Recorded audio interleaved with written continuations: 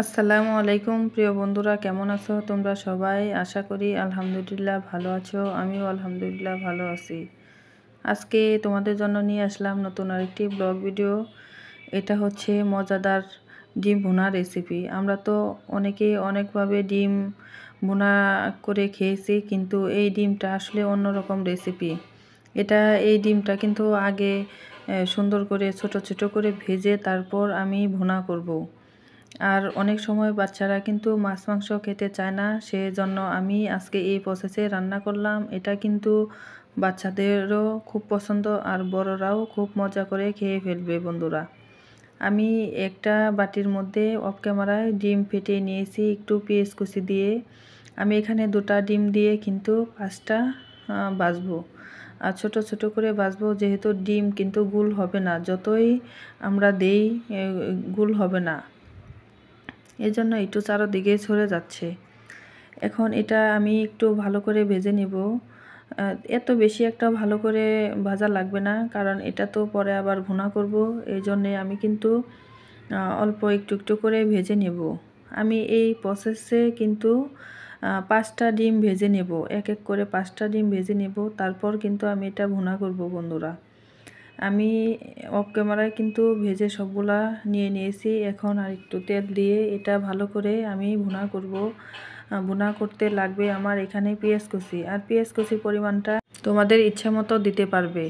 আর চাইলে কিন্তু নতুনরা এইভাবে রান্না করতে পারবে। আর এই রান্নাটা কিন্তু সত্যি অনেক লোভনীয় এবং মজাদার।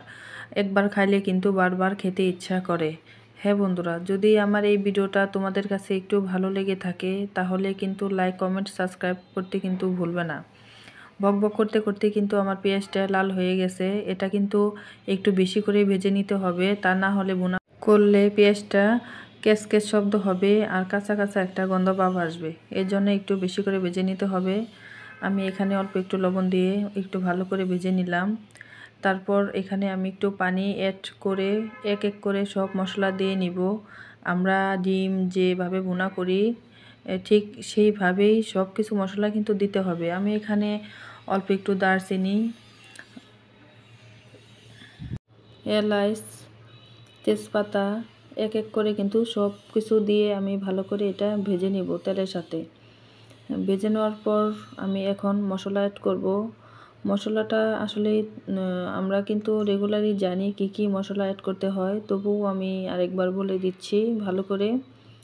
এখানে ধনিয়া গুঁড়ো, মরিচের গুঁড়ো, আদা রসুন বাটা, হলুদ গুঁড়ো সব কিন্তু আমি উপকরণ দিয়ে নেব। আর দিয়ে কিন্তু মশলাটা একটু ভালো করে কষিয়ে নিব। আমরা মাংসর মধ্যে যে যে মশলা কিন্তু খাই, ঠিক সেই মশলাই ডিমের মধ্যেও কিন্তু অ্যাড করতে হবে, তাহলে ডিমটা আসলেই অনেক লোভনীয় হয়, খেতেও অনেক ভালো লাগে। আমি তো আগেই বলে ফেলছি কি কি মশলা এখানে অ্যাড করছি, তোমরা তো দেখতেই পারছো। মশলাটা দেওয়ার পর কিন্তু এটা একটু ভালো করে কষাইতে হবে। আর আমরা আসলেই জানি মশলাটা যত ভালো করে কষানো হবে রান্নাটা কিন্তু ঠিক ততটাই লোভনীয় হবে, কারণ রান্নার উপর ডিপেন্ড করে মশলা কষানোটা একটু আস্তে আস্তে কষালেই হয়। আমি কিন্তু একটা ডিম দিয়ে এইগুলো রেসিপি বানাইছি, তোমরা চাইলেও 2টা বা 3টা ডিম দিয়ে রেসিপিটা বানাতে পারো। আর এই রেসিপিটা কিন্তু বাচ্চাদের দিলে কিন্তু বাচ্চারা আসলে অনেক পছন্দ করে, যেহেতু বাচ্চারা মাছ খেতে চায় না, সবসময় মুরগি খেতে চায়। আর মুরগির মাংসটা সবসময় না খাওয়ানি ভালো। তারপর কিন্তু আমি এখানে একটু জিরার ফাঁকি দিয়ে নিয়েছি। আমি কিন্তু এই কথাটা বলতে ভুলেই গেছিলাম বন্ধুরা।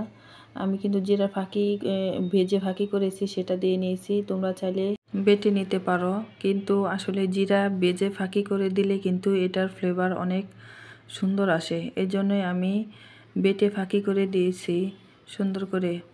এখন এই যে মশলাটা কিন্তু কষানো হয়ে গেছে, যখনই উপরে তেল বেশি যাবে তখনই মনে করতে হবে যে মশলাটা কষানো হয়ে গেছে।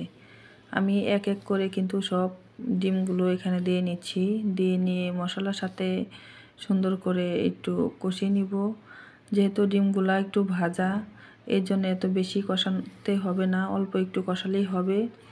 অল্প একটু কষানোর পর এখানে আমি একটু ঝোল দিয়ে নেব।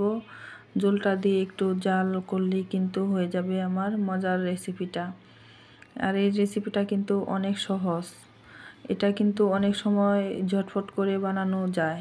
এই জন্যে আমার এই রেসিপিটা এত ভালো লাগে আরও বেশি।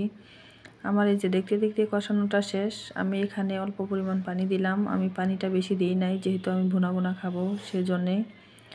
অনেক সময় অনেক তাড়াহুড়া লাগে বা মাছের কাঁটা থাকে, বাচ্চাদের বেঁচে খাওয়ানো সম্ভব হয় না, সেই জন্যেই কিন্তু আমি আসলে এই পদ্ধতিটা করে নিয়েছি।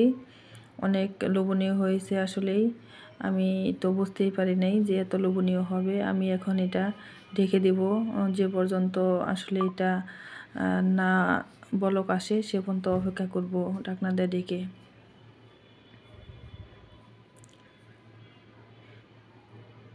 দেখো বন্ধুরা, আমার কিন্তু হয়ে গেছে ডিম বোনা রেসিপিটা। দেখো দেখতেও কিন্তু মাশাআল্লাহ অনেক লোভনীয় হয়েছে, খেতেও কিন্তু অসম্ভব লোভনীয় হয়েছে। ধন্যবাদ জানিয়ে শেষ করছি আজকের ভিডিও এখানে। আল্লাহ হাফেজ।